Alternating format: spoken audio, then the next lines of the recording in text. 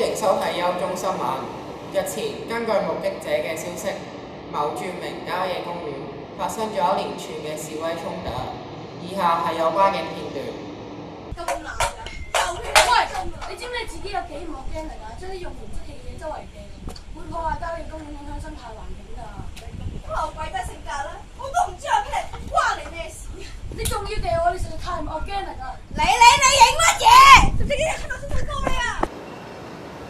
為咗可以更清楚了解事件嘅經過，本台嘅記者前往咗現場了解情況。我哋而家揾到今次衝突嘅發起人林先生接受我哋嘅訪問。你好啊，林先生，請問點解你會同條片嘅另外一位先生發生衝突呢？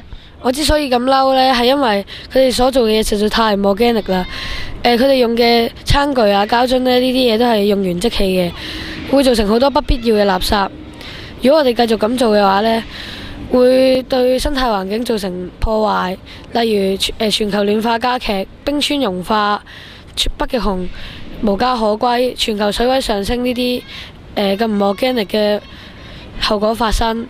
所以我哋應該用啲可循環再用嘅物料，例如自備餐盒，而且我哋應該尊重生態環境，務求到過一個綠色嘅旅行。以上係葉曉彤嘅報告，將時間交返俾新聞部。唔該晒，希望各位市民可以從呢件事當中學習到點樣喺旅行達到環保唔浪費嘅目標。